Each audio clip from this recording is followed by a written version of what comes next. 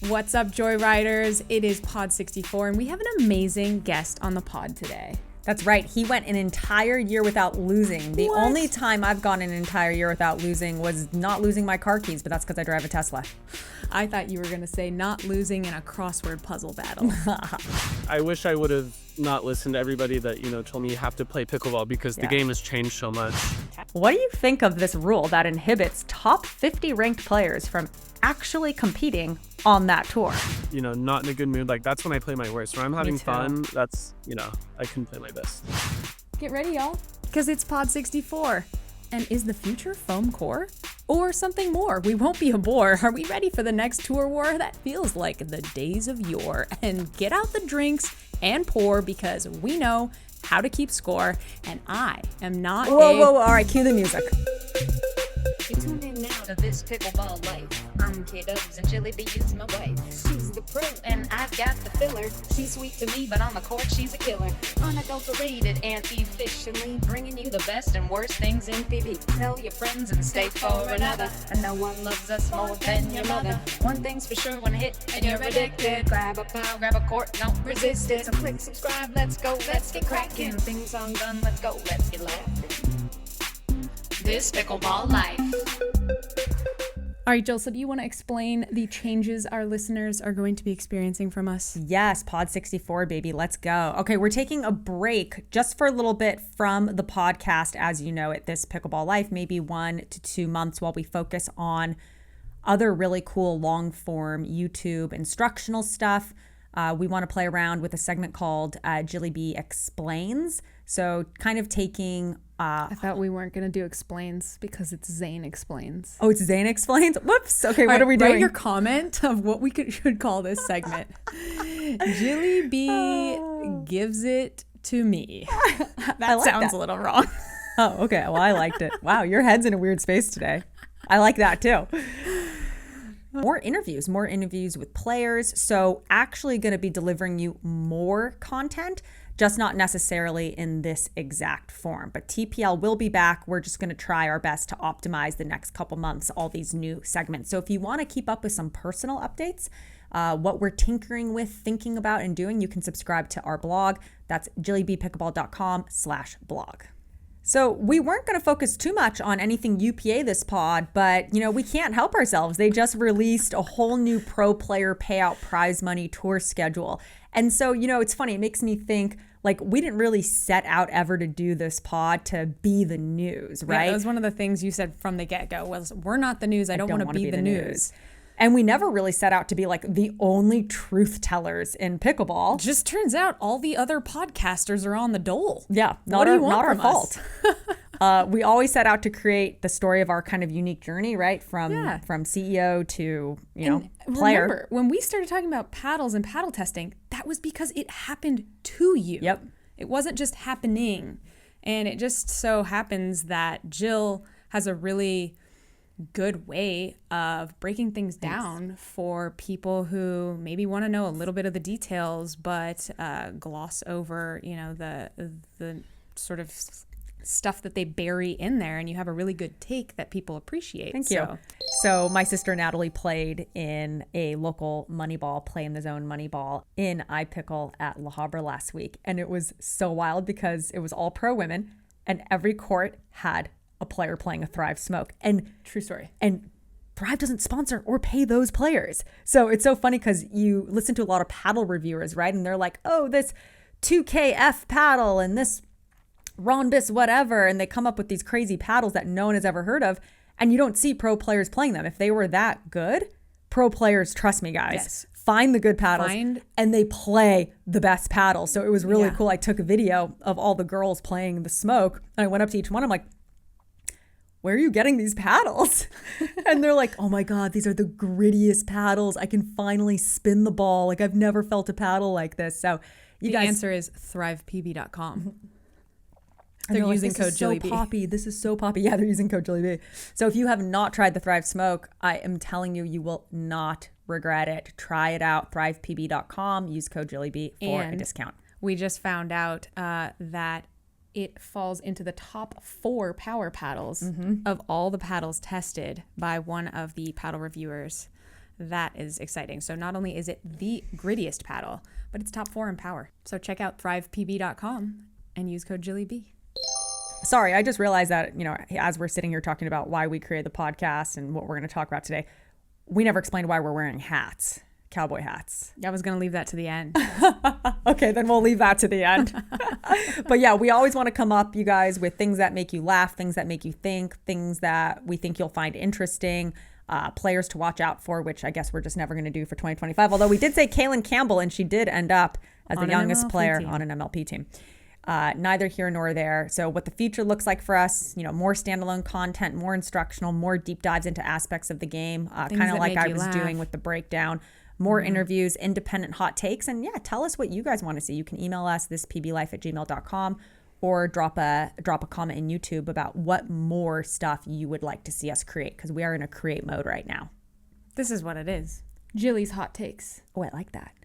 So I think that pretty much explains it. Should we get right to the interview with Chris Haworth? Let's do it. All right, you guys, we are so excited to have our friend Chris Haworth on the pod, and #1 singles player on the APP Tour, if not the pickleball universe. Chris has beaten Ben Johns multiple times, as well as Federico Staksrud. He holds the record for most singles titles on the APP. That's 10. Chris went 1 year without losing a singles match, a statistic that literally hurts my head to even say, much less think about. He grew up in Oklahoma, played baseball before playing tennis in high school, played tennis for Oklahoma State, has won singles gold medals on both tours, and we are just so excited to have you on the pod today, Chris. Thank you. Thank you. That's quite the introduction there. I'll take it. So tell Chris about the first time you saw him play, because I love this story. This is actually a true story. I had never played singles before, and I was actually in the middle of an injury and always afraid singles was gonna cause an injury. And we were at the Masters 2024, and Jaume was playing with Jill in doubles, so we watched him play you in singles, and this was the first time I'd ever watched you play. I remember the match, and I remember you guys sitting there. Now that you say that, I don't think I would have remembered that, but you were on his bench, right? Yeah, and I had awareness of you because you had already beat Ben at nationals, but I'd never watched you, and I watched you play, and I was like, okay, this game I could play this singles. The rallies are short, he just sort of hits a winner or he doesn't, and it's over. I don't want to play Jilly B, Jaume singles. I want to play Chris Haworth singles. Now, mind you, I'm not 6'4". One and done. It's either good or bad. I didn't play D1 tennis, and I am injured, but I'm going to play this way anyway. So you are an inspiration. Nice. Point so being. we call that lazy girl singles. Yeah. For me. For her, not you. Yeah, well, you just hit blistering rifles from the baseline, and that's it. Yeah. God, that was a good match. I remember that one. You mentioned worrying about injury just then, right? Is that something you think about a lot with singles, or do you feel like you've engineered a play style that inhibits that or mitigates for injury? I don't necessarily think about it a lot, but when I train for singles, I try not to push it too far, and I do just play pretty big, so I don't have a ton of super long rallies, but I am 32 now. I just had a birthday, so Happy birthday. I have to be careful with my body and not overdo it. And you said your points are pretty short. I mean, one thing that was really interesting to me, I used to look at singles and say, I'm either going to the finals or I'm losing first round. And I have nothing in between, because your passing shots are either on or off. So do you feel the same? And what do you do to get everything back together if you're having one of those days where the passing shots aren't on? I mean, there's definitely days where from the first game of the first match, I'm like, okay, this is going to be a really good day. And, I could potentially go through to Championship Sunday without having much trouble. And those are great days. Everyone wants to have those all the time. But when it doesn't happen, I do feel like I do kind of have a plan B or plan C and have some other stuff I can rely on. But yeah, if the passing shots are on, I'm going to go for them and not really hold back. And if they're not, do you feel like you're just adjusting your targets a little bit? You're just going to aim a little bit higher and a little bit narrower? Yeah, and rolling maybe a little bit more, not necessarily drops, but try to hit some cross-court backhand rolls. That kind of opens up the court for me. And then, also working your way into matches, if I'm not making a passing shot the first 3 or 4, it doesn't mean, towards the end of the match it won't come. So just trying to make a few more balls, and then hopefully they start to groove in a little bit. See, that's my problem. I missed my first passing shot, and I'm just I'm screwed. You're I'm going to keep trying it. You're 6'4". Do you think every inch is an advantage, or is there such a thing as too tall in pickleball? I want your honest answer. I think you've talked about this before. I don't think that, maybe not too tall. I don't think you could really be too tall for singles. Maybe if you get like, 6'10" or something, that might be in a disadvantage. But for singles, I think height's a huge advantage. For doubles, I would give a few inches away, maybe be like 6 foot, 6'1". I think that's kind of the sweet spot for doubles. Yeah. I look at like Sam Querrey and, oh my God, who's the other tennis player? He's on the podcast, Isner. And I'm like, Isner, yeah. Like Andre Dascu makes it work because he leaves his paddle out there. He doesn't try and like bring it back. You know what I mean? And he actually plays with the shorter paddle, and he doesn't really play singles anymore. But I know he was a pretty good singles player, a couple of years ago. Yeah, someone recently posted a video of Isner playing pickleball, and I think he was playing with like Wyatt, and they were like, when John Isner plays pickleball, it looks like he's playing with 3 small children. Yeah, it looks like so his child much out taller. there. Yeah, that was a silly looking match. Yeah, is it just a product of because you're tall, you don't have to work as hard at speed? Or do you actually feel like there's like a top heaviness that affects you, or you're just like in the way of your partner? Being tall and having good anticipation, maybe from tennis or maybe just, seeing the ball. I'm sure it's a combination of both, but I don't really feel like I run necessarily that much in singles. Like I take one or two grab steps and I'm kind of there. So anticipating and just taking big steps, which is not really what you grow up learning in tennis, but maybe I was a lazy tennis player that helped me. So which family member did we just hear in the background? Oh, who knows? There's 3 of them out there. No. Oh, you have 3 dogs? 3 dogs, yeah. Oh, Like, but they're all little baby dogs. So little yappers, huh? A little multi-poo? Yeah, exactly. What do we got? You might hear them. What are we working with? Oh, I What guess. kind are they? Yeah.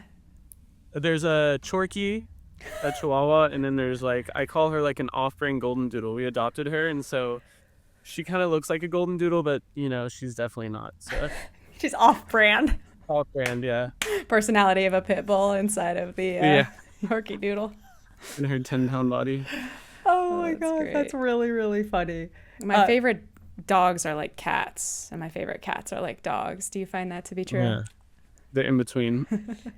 We'll get into that in rapid fire. So, Chris, you told me that your goal this year, which you have come dangerously close to, is a triple medal. Yes. So, what has been the hardest part about translating your singles prowess to doubles? And is the goal still the triple medal this year? So, the hardest part for me has been finding my kind of like sweet spot on how I want to play. When I first started pickleball, everyone's like, drop everything, dink everything, like trying to really teach me, the strategy of a pickleball player. And so the first year I played, that's all I did. Like I never drove, I never sped up, like I didn't do anything aggressive. And, then Lee Whitwell actually helped me a lot. And she told me, you have to play to your strengths and you have to use your power and, use your drives and your serve. And so then maybe for a couple months, that was all I was doing. And I was being way too aggressive. And so now I think this year I've done a good job of kind of finding when to be aggressive, when to play smart, when to dink, when to speed up, all those things you have to learn just over time and experience playing. So that's been the hardest part, adjusting for me. I feel like I have all the shots. So it's more shot selection for me, I feel like right now. Do you think all tennis players have to go through the same cycle? Or do you wish you never went through that first phase of like, all right, I'll drop, I'll dink, I'll earn the speed up? Yeah, I don't know if I wish I hadn't. I wish I would have, maybe not listen to everybody that, told me you have to play pickleball because the game has changed so much. It's tennis. Especially with all the paddles and everything. And I saw Lee Waters, talking about it the other day. When tennis players come in and they do try to, just hit everything slow, they're taking away all their advantages. So I don't know that I wish that, but I feel like I have good drops and, my dinking is pretty solid. And so I'm glad I did go through that in the long term, but maybe that first year would have been a little bit more fun. I would have won a little bit more maybe.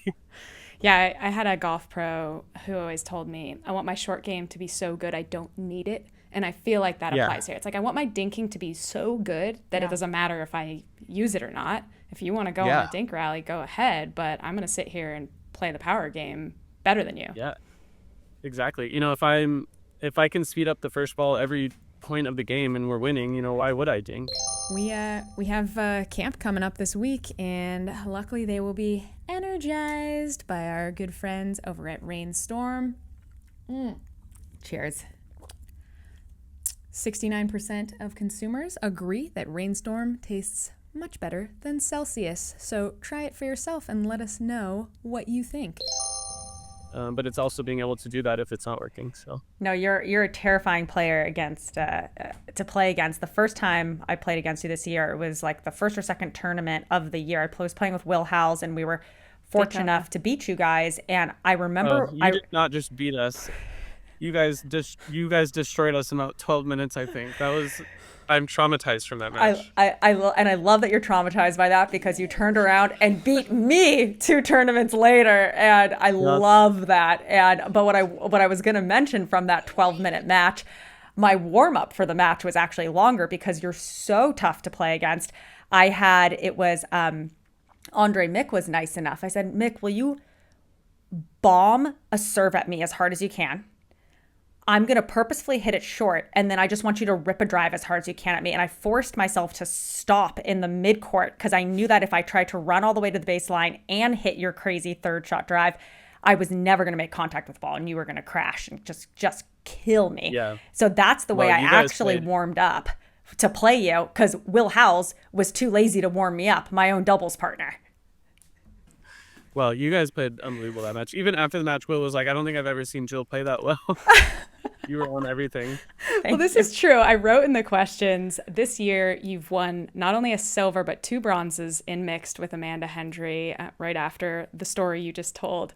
And I was curious, what has helped you break through and get on the medal stand? And was it, in fact, Jill's quote unquote nightmare fuel that you posted into your story of Jill just standing ground and rifling all your speed ups right back at you? Was that I don't was know that if it, or was it something else?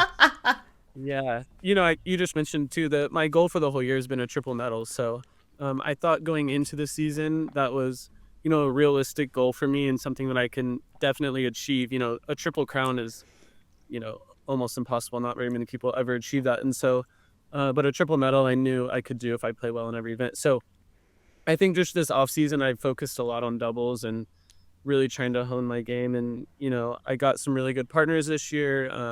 Me and Amanda played MLP at the end of last year together. Oh, that's right. Mm-hmm.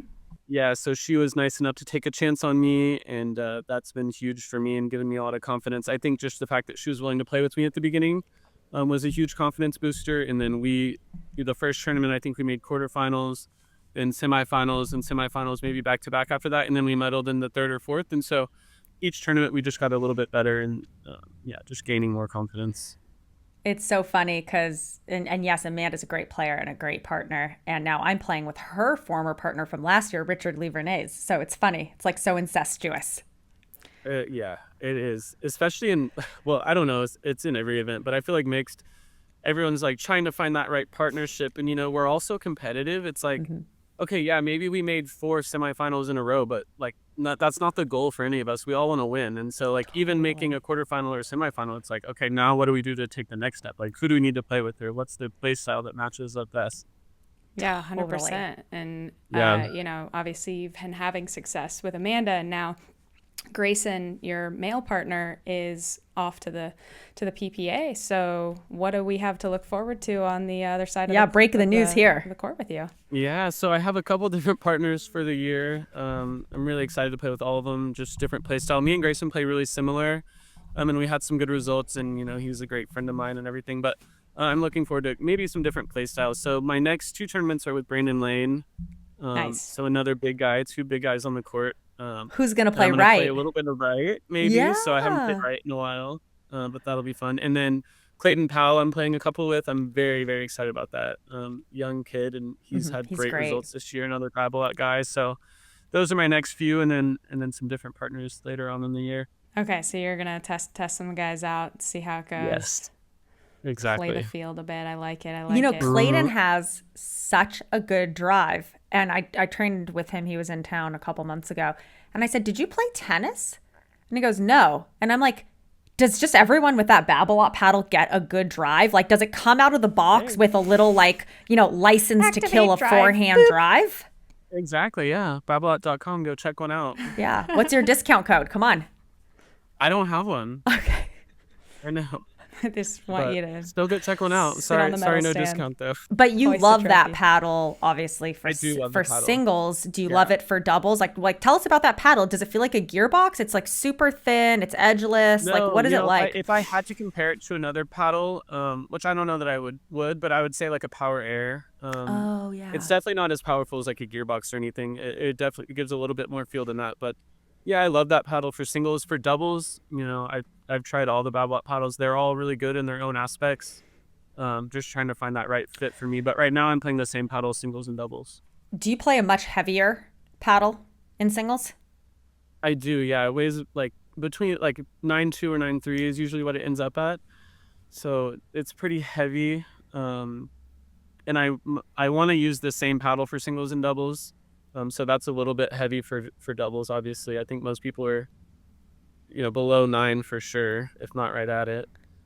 I'm going in the opposite direction. I'm like, get me the 7.8s. Yeah. 7.5. Exactly. So just kind of fine 6.2. tuning it. That's where I can change my paddle every day and the weight and everything, and I can get really in my head about it. So Oh, Me too. You're a tinkerer. sticking with the same thing for now is the easiest. Do you use a scale? Do you get really nitty gritty with yeah. it? Do you have a And swing scale, weight I'm like, I sensor? look crazy right now. Have you ever measured swing weight or gotten into that? No. It's a little I don't convoluted know for- how. I don't have like the machine for it or anything, and it's probably a good thing that I don't, because I would be You'd be- using it every night. It's so Nerding cool out. because Thrive hand weighs all their paddles. So when I get mine, I know like he Scott sends me the card. So the card on the paddle shows like the static weight, the swing weight, the twist weight. So I know I'm getting like everything exactly the same because I can get in my head too. Oh yeah, it's brutal. So Chris, you train in Oklahoma City. Not many pros are there other than you. There's Jenna Hessert.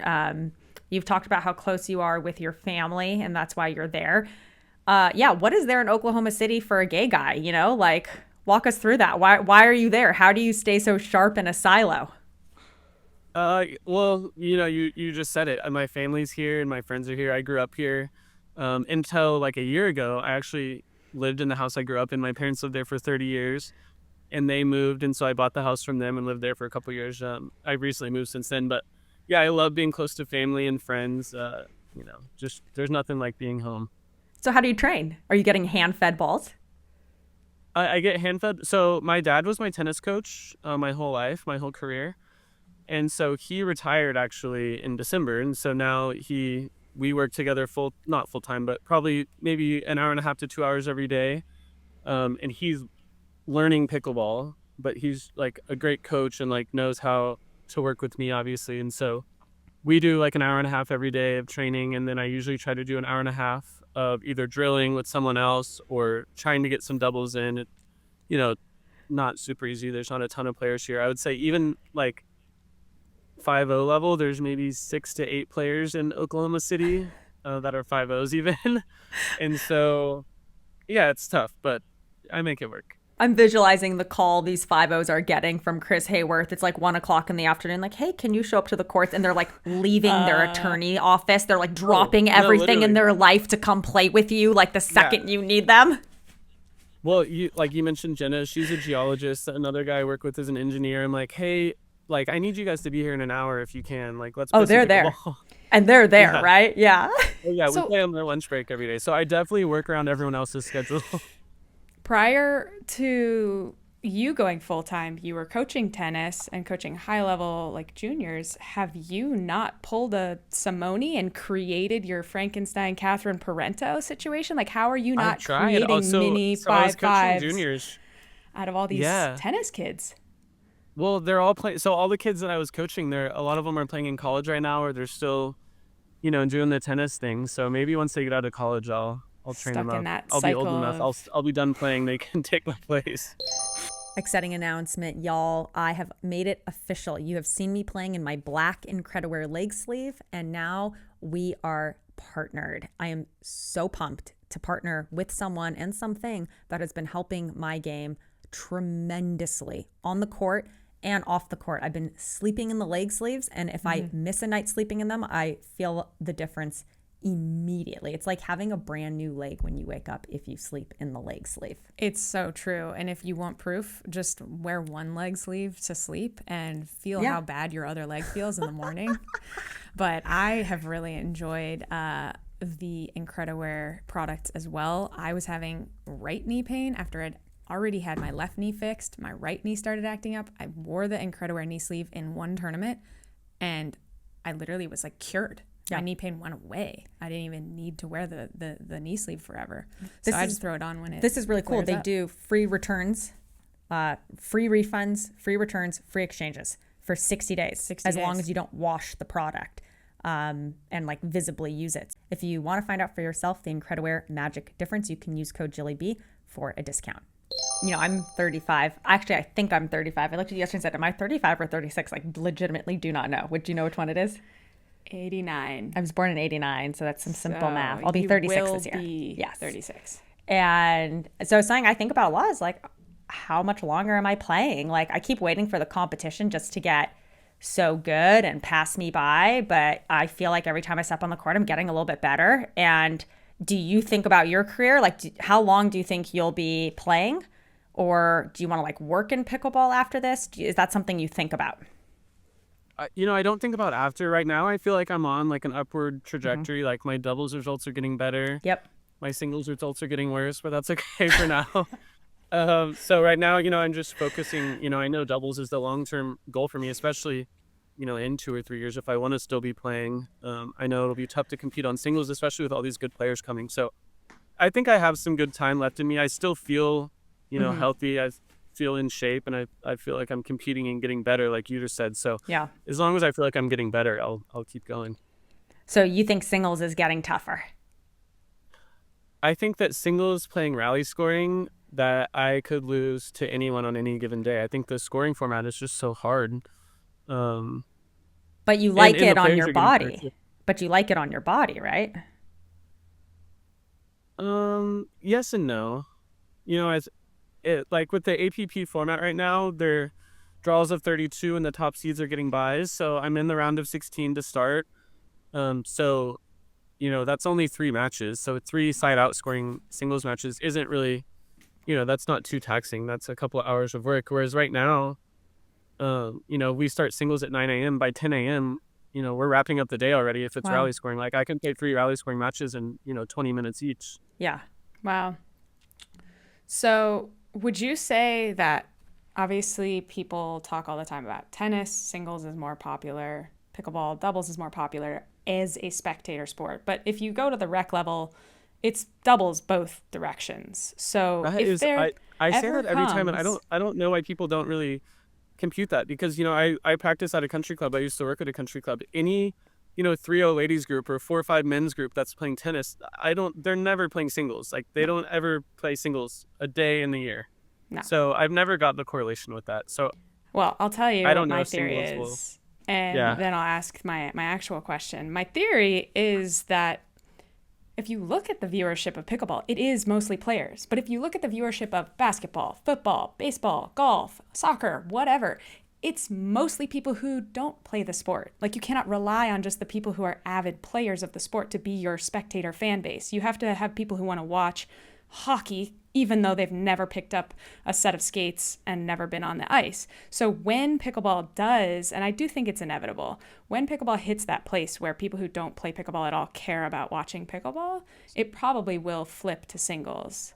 So my question is, if that were the case, would you have just never played doubles at all and just stuck to singles? Like, do you genuinely enjoy it more, or do you still think that it's fun to pursue the doubles route?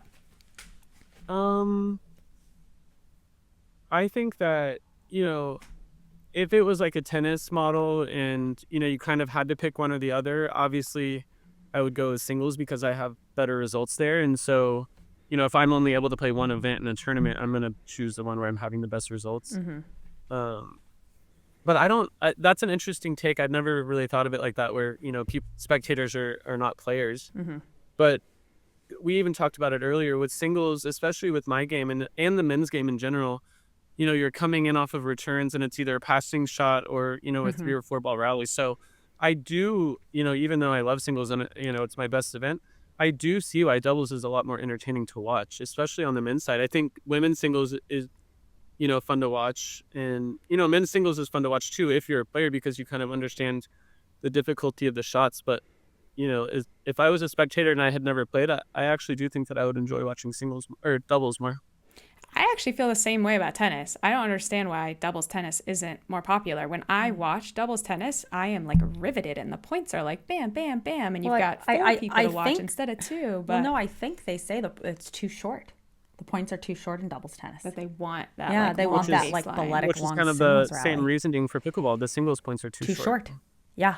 So it's actually the same logic. And when I watch singles tennis, the most entertaining points are the ones that look the most like pickleball. Yeah. Oh, an ATP. Dude, we Ooh, do a that drop every shot. day. It's not that impressive. Ooh, a drop shot and then a lob. They don't even know what to say. They're like, it went around the Yeah, net. I saw Ben Shelton hit an ATP like in a tournament, and they replayed it like 100 times. So I was like, oh, I've seen it. I did one earlier this morning. 3 or 4 in practice. I wanna back up 1 second, Chris, because you are kind of lamenting a little bit on rally scoring, and you said, well, with rally scoring, anyone can really beat anybody. Yet you went 1 year without losing a singles match. I want to go back to this statistic because it is so mind blowing. At what point did you start to feel that stat like on your back? Like, did it ever stress you out? And when did that stat get broken? It stressed me out after a year, honestly. Like during the year, I don't think I really thought about it at all. Like it was tournament to tournament, and we have a little bit more downtime on APP because we don't have quite as many events. But when you have a week or maybe 2 weeks max in between tournaments, you're really just focused on practicing and honing your game. So I started to think about it a little bit during the off season, maybe in December or so.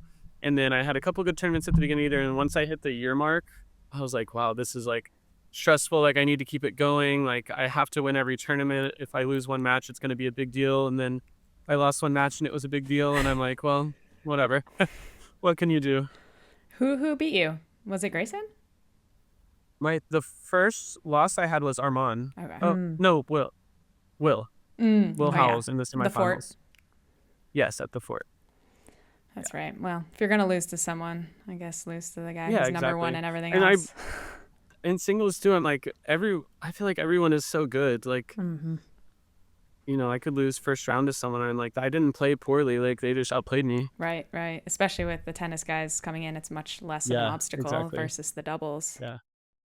It's funny how often I will hand someone a paddle and be like, try this paddle. And they're like, oh my God, I love this paddle. What grip is on this paddle? And I'm like, oh, well, that has nothing to do with the paddle. That's just the grip. I know. You could get that for $25. When we were in Aspen and we sold some Thrive Smoke paddles, I felt bad because the people were like, where's Wait, the grip? where's the And I'm like, oh, Hesicor? that's different. That's a Hesicor. Like, well, we want that too. I'm like, I'm sorry, I don't have any on me. I know, literally. My dream is to have like a Pez dispenser of Hesicor grips. Totally. It's just like, ba-ching, ba-ching. One more Hesicor. If you guys haven't tried Hesicor, head to shop.hesicor.com. Use code JillyB for a discount. So obviously we've talked about how taxing singles and let alone playing 3 events can be on your body. Do you have any recovery hacks that you'd like to share? What's your secret to being able to survive 3 events? The first few tournaments I played, when I would play singles, even, if I wasn't making the finals, I would play, 2 or 3 matches. I would be so exhausted the next day, so sore, felt like I couldn't even get out of bed and play. And now I guess my body's maybe just more used to it, or I've started training more, off the court, which has obviously helped a lot. I wasn't doing much of that when I first started because I was teaching tennis. So definitely off-court preparation, I think, is huge.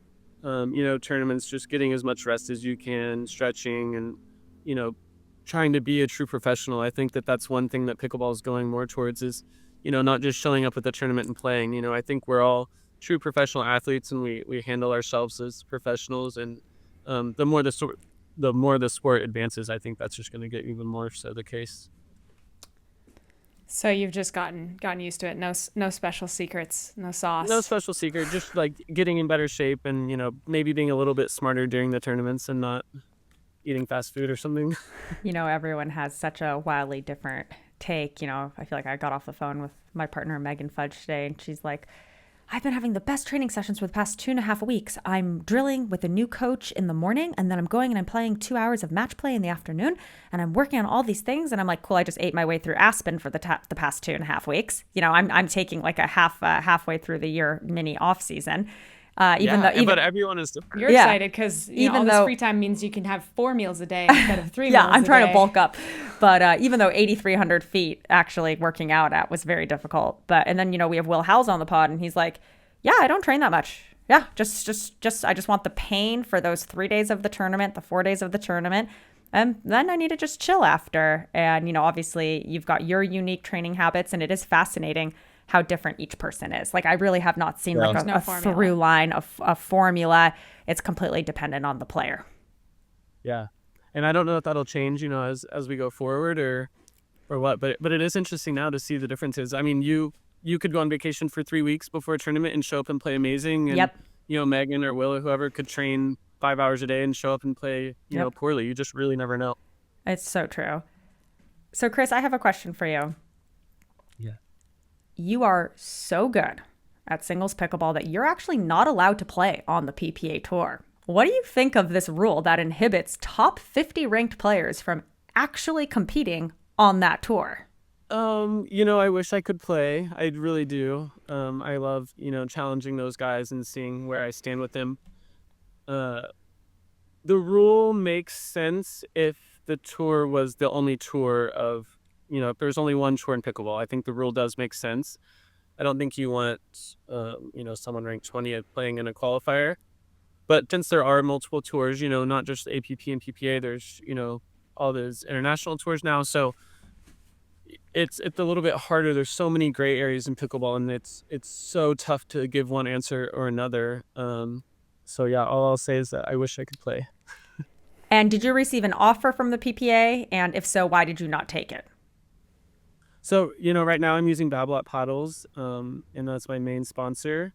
And with the UPA, the new paddle agreements on UPA, I don't know if you guys have touched on that, but, companies are required to pay a fee to the UPA for players to use the paddles. So, Babolat decided not to pay the fee for 2025, multiple reasons. And, it's their company. They can ultimately make whatever decision they want, and I'll support them. But, so it really wasn't ever a choice for me, with Babolat not doing the agreement. So I didn't get too far into the contracts with PPA. Obviously I've talked with them, and we didn't dive too deep into it because it really wasn't an option for me for this year. That makes sense. So, do you want to ask Chris my favorite question? We've shared a partner, an MLP partner. How did you like playing with Brandon French? Oh, God. Okay, so I went, and I hope he watches this because he'll agree. So I went to Dallas. Like, I had never met him before, so he called me. We only live 3 hours from each other. And so he called me and asked me to come train for a weekend, like the week before MLP. And I show up, and I'm like, maybe he had a rough day at work. I don't know what was going on, but it was like the most brutal practice session ever. I was like, this sucks. I was like, this guy hates me. He thinks I'm terrible. Like, he doesn't think I can do anything besides hit a drive. I think he even said that. He was like, okay, so you have good drives. And he was like, that's about it though. So we're going to have to find a way to make this work. I'm like, all right, okay. And so we go through the practice, and the weekend gets a little bit better throughout the weekend. But even on my drive home, I'm like, we went to the casino together, and we had a great time together. I think he's a funny guy, and we get along. But I was like, man, this is going to be tough playing with him. Like, I don't know if we're going to get along. And then we played the first event. I only got to play 2 events. I got picked up towards the end of the season. But you crushed it. You were the number one ranked guy after Vegas, or in Vegas, that tournament. Yeah. Yep. Yeah. So we played really well together. And once we got in the matches, I thought we gelled well, and we actually, our, play styles kind of complemented each other. But after that first weekend, I was like, this is going to be brutal. I think he thought the same thing. I actually asked him, and he was like, I was expecting us to go like 1-8 the first week. That's so classic. Isn't that so poetic? French. Like, and expectations. Have low expectations. Yeah. It's just maybe show that's up the and goal. hit the ball and chase the ball. And he has a golf background like I do, so we bonded over that. But he's just such a fun and funny guy. And you is a funny guy. You see a lot of guys who are known for chirping on the court, and a lot of times you think like, oh, that guy must be like a jerk. He must be an a-hole. But I think with Brandon, it's just like he's just so who he is, just open book, just like actually, let it all out. like, Let's have fun. I find that the people that chirp are actually like kind of the nicer people off the court, honestly. They're like funny and they're like interesting to talk to. Yeah, I mean, It's like have a you can have personality. good conversations with them. Like you chirped at me before and I'm like, oh, like I can't stand that. And then we get off the court and I'm like, I'm excited to talk to you about the match or ask you, your thoughts on it and stuff. So I think people that do chirp a lot are willing to like let it go. Whereas people that don't say anything on the court, they like hold on to it and they're mad for like 3 days afterwards. 100%. It's so interesting. I couldn't agree more with that. Yeah. Yeah. I feel like in your case, it's like a literal chirp. Like you have some of the best sound effects in pickleball. Sometimes you'll like miss a shot and do like a flourish. Be like, hey! I can't say I've noticed like that. You haven't I noticed just have that? to I'm be, gonna like, clip a entertaining reel myself a together little now.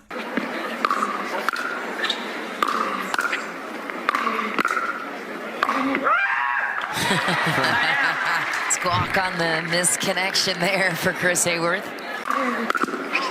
Wow, Chris Haworth skates the kitchen. Evidence. Yeah. I agree with that. I think you and I both do a good job of entertaining ourselves on the court, for sure. Yeah. If I am out there and I'm taking myself, not too seriously, because, I do want to win and I'm, intense. But if I'm like mad or like, not in a good mood, like that's when I play my worst. When I'm having too. fun, that's, I can play my best. No, I totally agree with that. You ready for rapid fire? No, one quick question. International. Are you looking to play anything internationally this year? And how do you look at the international opportunity? I think it's a great opportunity, for players, especially APP players, to go get more exposure. A lot of them are paying out, great money and stuff like that. So right now, especially with PWR, I didn't want to lock myself into anything. And I still feel that way. I don't want to lock myself into anything for more than, a few months. If I don't want to sign any contracts for like a year or anything like that, because what I've learned is pickleball can change so quickly. And so I don't want to get stuck, in a certain spot or have to miss opportunities. So, the international events that are kind of the one-off events, or you go and, there's some great team format events coming. I'm definitely looking to do some of those. I haven't done any yet, but we'll see. Hopefully later in the year I will. You're not afraid to travel. I love being in Oklahoma City. I will say that. You and I are really similar. I love being right here in Newport Beach or Palm Major Springs. introvert vibes. The more I can be home, the better. I am the exact same. Megan was giving me the hardest time because we were in New York. She's like, oh, are you going to go sightseeing? Are you going to go see whatever? I'm like, no, I'm going to see the inside of my hotel. I'm going to see Queens Community College, and I'm going to go home. Yep. I left my room one time in New York. Yeah. I like ordered Postmates even. I'm like, I could walk to all these places. I'm not even going to do it. So funny. That is really, really funny. All right, rapid fire. Kristen, let's go. Okay. Cats or dogs? Dogs. Spicy or sweet? I wish that sour was an answer, so I'm going to say sour. I'm going to throw it in there. Me I like too. it. I like it. All right. Podcasts or books? Wow. I'm ashamed to say I don't really do either. I watch a lot of TV. Okay. fair. What was the last show you watched? God, I binge watch a lot of reality, like trash reality, like Real Housewives and stuff like that. Oh my God. favorite show of all time is Friday Night Lights, though. I'll say that. The show with Connie Britton, not the movie. The show. Okay. Yeah. Did you watch the movie too? Yes. You go. What do you geek out on? And you cannot say pickleball. Well, that was my first answer. Sorry about that. Pickleball. I love watching sports and, like I just said, reality TV, because I feel like sports is a reality TV show. You never know what's Totally. going to happen. So I watch anything. Like I love watching, like I watched the Women's College World Series softball. I think I watched every game, every inning. Like I love watching anything like that. That's right. Did your sister play college softball? She didn't play college softball, but she played, competitive softball growing up. And now her daughters, my two nieces, are super competitive softball players on the road every weekend and doing that whole thing. Nice. All right. If you could change one thing about social media, what would it be? Good question. That it didn't exist. I have a feeling Is that that one an coming. option? God, I just deleted Twitter, and I try to delete. I'll like go through phases where I delete everything. I'm like, I don't want to know what people are saying about pickleball. Like everything going on in the world right now is honestly like scary, and like I don't want to be reading all these headlines every day. So yeah, I wish it didn't even exist. I try to stay off it as much as I can. Well, it's interesting you mentioned that because I was watching the Anna Lee Waters podcast on the Kitchen's new podcast. It was just a fantastic interview. And Anna Lee said, the worst part about social media is the comments. And sometimes the worst part about a loss is actually what she said. The worst part about a loss is just not the loss itself. It's reading the comments, seeing the comments. And so I totally and after sympathize. I had that run in singles. I'm like, God, now like, it's like a lose situation for me. I hate to say that, but it's like, I can win a singles tournament and they're like, oh, well, he won every tournament the last year. Or like, oh, it's just an APP tournament, or it's rally scoring, or like whatever. And then, so like it gets brushed to the side, and then you lose a match, and it's like, wow, everyone wants to say something about it. So I really can't even imagine how she feels it, on a scale times 10 of what I feel. That's quite the turnaround from like, you beat Ben Johns. It was indoors. He didn't like the lighting. He played with a gearbox, like, and now here you are. Like, F all of you. I don't lose. I say opinions are like assholes. Everyone has one, and nothing good ever comes out. Yeah. All right. On a lighter topic, describe your ideal day off. It's probably similar to yours. I think that my ideal day, I would wake up, maybe make some breakfast at home, order Postmates the other 2 meals, and not leave the house. 100%, except I'm not doing Postmates. I'm probably cooking, but it's the exact same. Yes. Oh, yeah. You're not. Eat a lot of food, a lot of junk food, watch a lot of TV, sit on the couch all day. Oh, you'll eat junk food. Oh, yeah. Oh, that's what's fueling the singles prowess.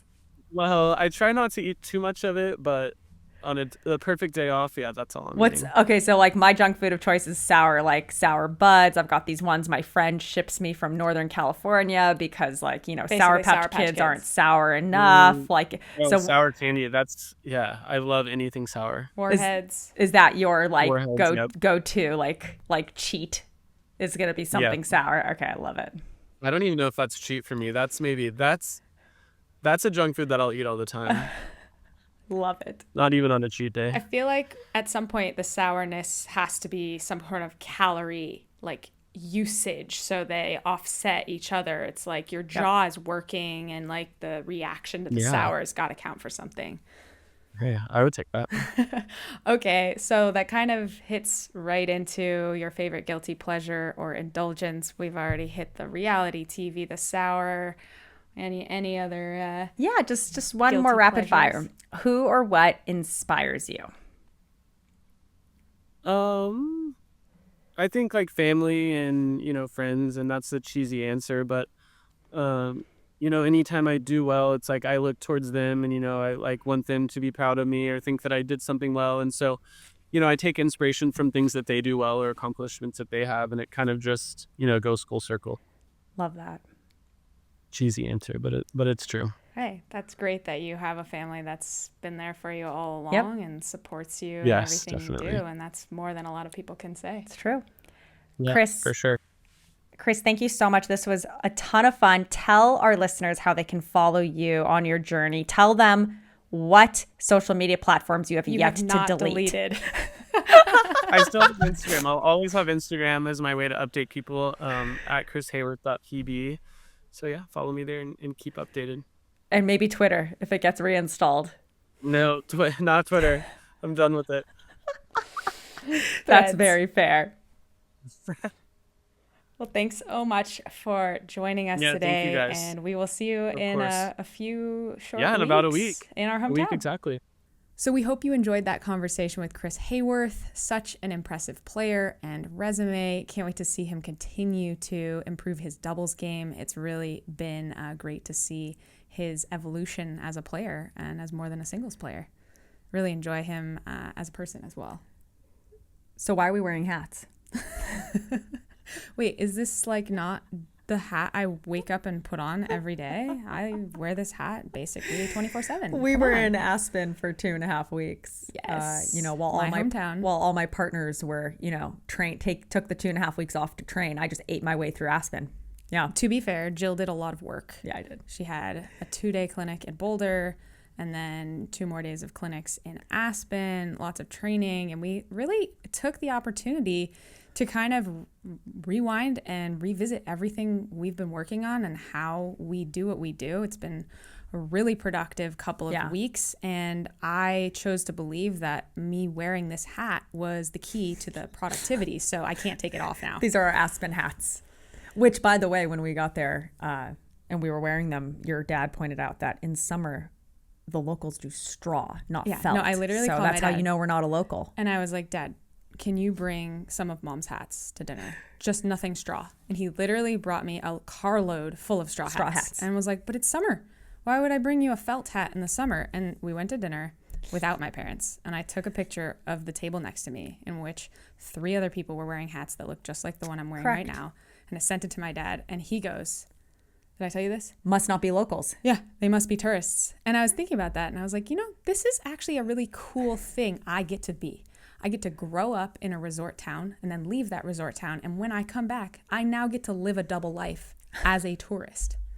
It's actually kind of fun. Do you ever feel that way in Newport Beach? Because you also grew up in this resort town. Yeah, a little bit. Yeah. I try and look at it with fresh eyes and never take it for granted. And totally.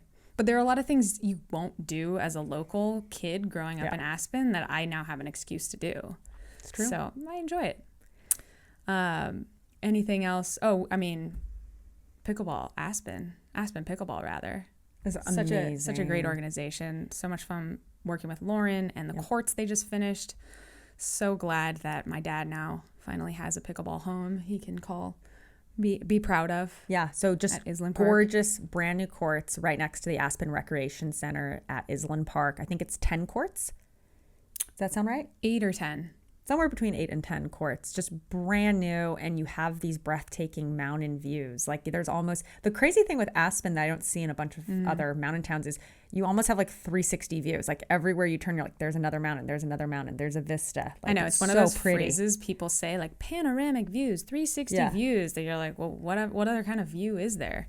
Oh my gosh. And then we had dinner at Terry's house, and she has a private court in Aspen with unbelievable views surrounded by wildflowers. So we'll put in a video here. I asked her if she minded if I took a video, but you guys have to see this. It's so stunning. It's like pickleball porn.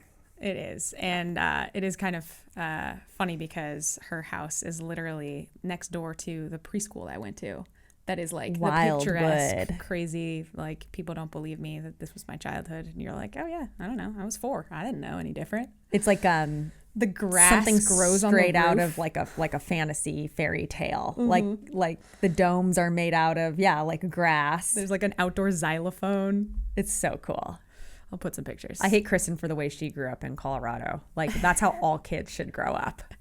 We also visited the restaurant that was the headliner for a Kitchen or Dink article a ways back, Meat and Cheese, that quote unquote closed down because the owner wanted to play more pickleball, because we as journalists, right, wanted to get to the bottom of it. Turns out she did sell. She's no longer the owner, but it still exists. Well, my favorite part about that is when we asked the waiter, I'm like, was this the restaurant that had the write-up because the owner wanted to quit to focus on pickleball? And he goes, I'm so sick of getting that question. Yes. He's so sick of everything. Restaurant. Yeah, that guy was sick of everything. That guy was like the worst waiter with the worst attitude ever. And I was thinking about it today. It's like Meat and Cheese. It is kind of a funny name for a restaurant, right? Like you ran out of ideas and all you had left was meat and cheese. And you might be thinking, if you're going to name a restaurant Meat and Cheese, why not just name it Charcuterie? Mm-hmm. The answer is because there already was a restaurant in Aspen called Charcuterie. That's wild. And that's how you know I really grew up there. So this week we have APP Newport sleeping in our own bed. It's a major. I'm playing with Megan Fudge and Richard Leverniz. Richard and I are playing the rest of the year together, which is really exciting to have some stability since I've been like different partner every single week, it feels like, but having fun and learning from each of those experiences. So I have no regrets. I laugh because I'm like, oh, I think Richard and I, we've talked it up so much that we should play well together, And I wonder if it's like when you always fantasize about like, you're going to have a great, you've always wanted to like date this person, right? And then you finally get the date and it's like, Don't meet your heroes. Yeah, don't meet your heroes. Like you hope the chemistry's there. And I'm like, oh my God, we've been talking it up so much. What if we get on the court and we like have zero chemistry? You know too what I similar. mean? Like we're almost like too similar. But no, I'm super, super excited. And so that's this week. Happy Pride Month, y'all. And happy early 4th of July, also known as Kristen's favorite holiday. Yes. And happy anniversary. Happy anniversary. Week. It was 4 years. 4 years of marriage, 9 years 2 days together. ago. And if those of you are coming to the APP Newport in person, as always, please do ask if I am Jill's mother. But have a keen eye out because the real Jill's mother will be in attendance. So if you see someone who looks like Jill from the back, tall, thin, blonde, plus 40 years, that might probably my be mom. Jill's mom. Correct. In a bonnet.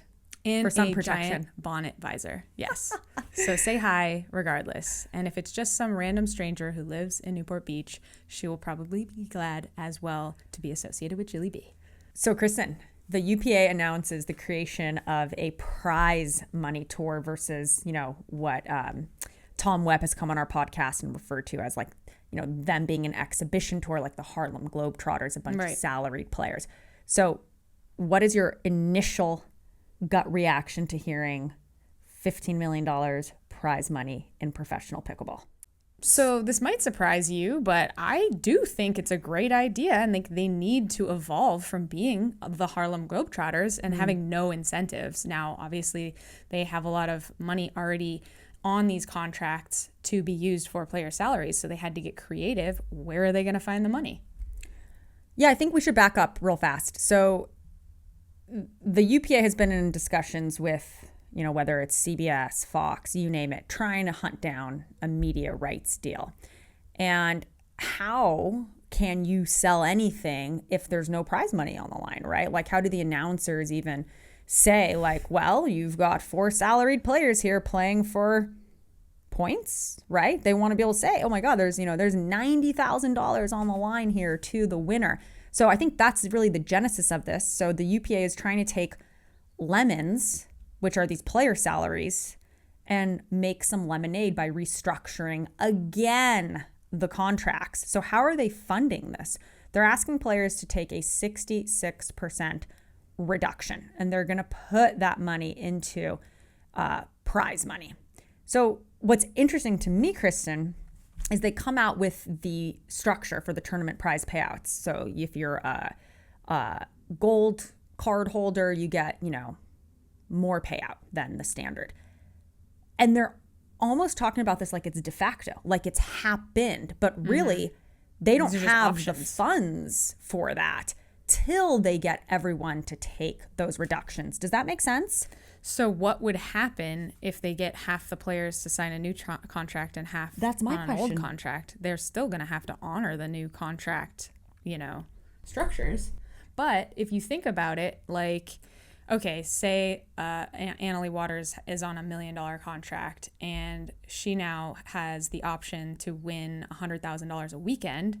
Well, if she triple crowns 10 times, her original contract is now paid for. Mm-hmm. So they're really betting on if they get enough of the players with an upside to not only pay for their guarantee, but eat into everyone else's prize money. It's a win-win.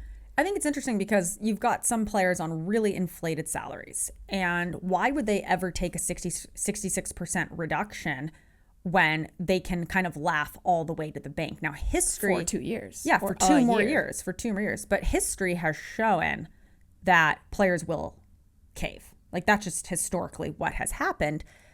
But what's interesting is what if they don't? What if some of these people on huge contracts like Kwong Duong or Julian Arnold or Lauren Stratman or Riley Newman, right? Like, what if they're like, hey, I don't really care what happens in 2 years. Like, I'll go play the APP. I'll go play internationally. Maybe I'll retire because my contract is so fatty and so juicy.